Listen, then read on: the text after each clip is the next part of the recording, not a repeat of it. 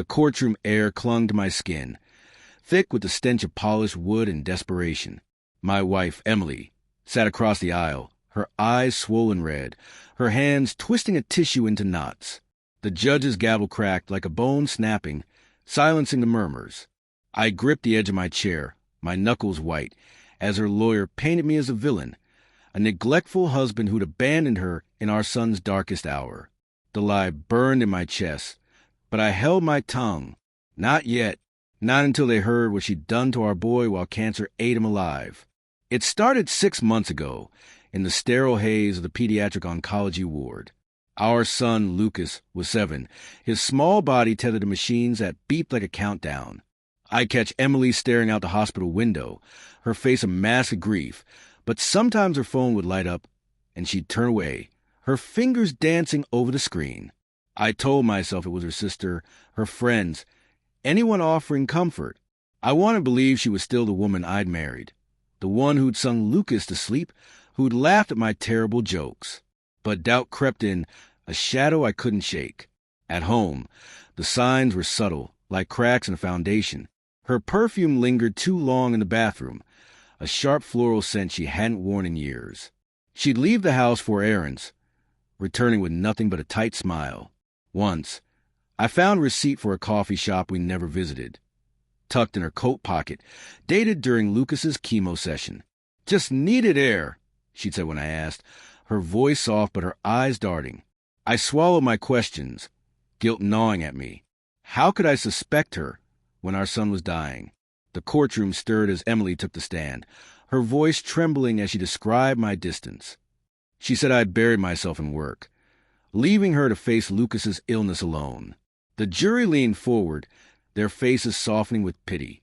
I wanted to scream. Distance? I'd spent every night by Lucas's bed, reading him stories until my voice cracked, while she slipped out for support groups that lasted hours. But I stayed silent, my lawyer's hand on my arm, his whisper reminder, wait for it. I'd waited too long already. The truth had unraveled slowly, each thread pulling me deeper into a nightmare. One night, I'd woken to an empty bed, the clock glowing 2 a.m. Her phone was on the nightstand, buzzing softly. A message flashed. Miss you tonight. Same place tomorrow. No name, just a number. My stomach churned, but I didn't wake her when she crept back at dawn, her hair damp with night air. I told myself it was nothing, a friend, a mistake.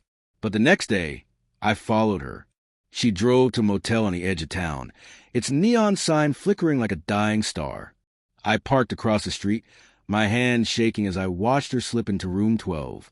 A man answered the door, tall, broad-shouldered, his face blurred by distance but his touch on her arm too familiar. I sat there frozen as the door closed. My mind screamed denials. She's grieving. She's lost. This isn't her. But my heart knew better. In the courtroom, Emily's voice broke as she spoke of Lucas's final days. I held him every moment, she sobbed. I was there when he needed me. The lie was a knife, twisting deeper with every word. I'd been there, not her. I'd held Lucas as he gasped for breath, his small hand limp in mine.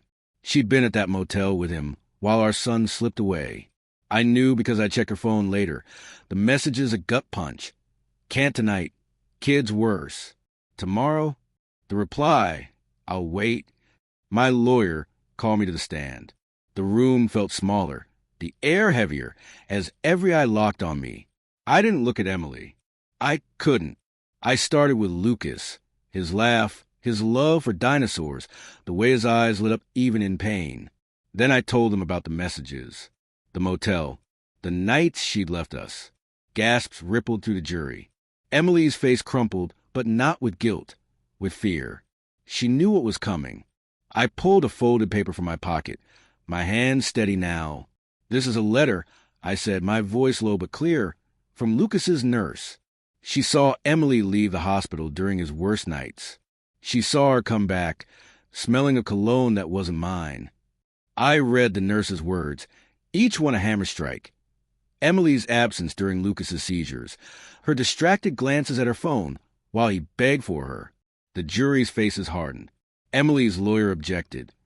but the judge allowed it. The truth was out, sharp and undeniable. Emily's sob broke the silence, raw and jagged. I was weak, she cried. I was breaking, and I needed someone. Her eyes met mine, pleading. I loved Lucas. I love you. But her words were hollow, drowned by the memory of Lucas asking why Mommy wasn't there. I'd lied to him, said she was getting medicine. I'd protected her, even as she betrayed us. The courtroom waited breathless as I leaned forward. You weren't breaking, I said, my voice steady despite the ache in my chest. You chose to leave him. You chose to leave me. And you let our son die thinking you didn't care. The words hung in the air, heavy as the hospital's antiseptic stench. The jury's eyes widened, some wet with tears. Emily collapsed into her chair, her face buried in her hands. The judge called a recess, but the room felt frozen, the truth too heavy to move past. I stepped down, my legs weak, my heart a storm of grief and rage. I'd loved her once, believed in her, built a life around her, but she'd shattered it piece by piece while our son fought for his. The betrayal wasn't just hers, it was mine, for trusting too long, for ignoring the signs until they screamed. As the courtroom emptied, a juror caught my eye, her face etched with sorrow. I'm so sorry, she whispered. I nodded, but the words meant nothing. Sorry couldn't bring Lucas back. Sorry couldn't erase the image of Emily in that motel, her laughter echoing while our son faded. The trial would go on, the divorce would finalize, but the real verdict was already in. Trust, once broken, left wounds that never healed.